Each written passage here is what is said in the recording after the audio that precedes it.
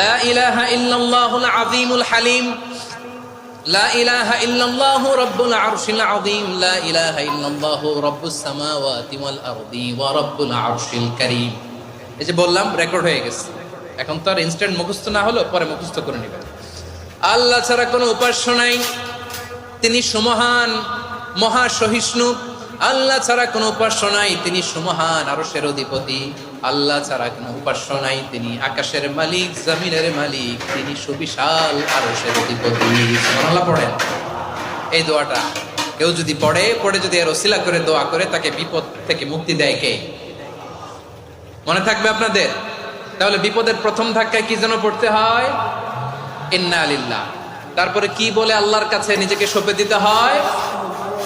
দেয়ালে পিঠ থেকে গেলে লা ইলাহা ইল্লা আনতা সুবহানাকা ইন্নী কুনতু মিনাজ জালিমিন। 2 নম্বর হচ্ছে লা ইলাহা ইল্লাল্লাহ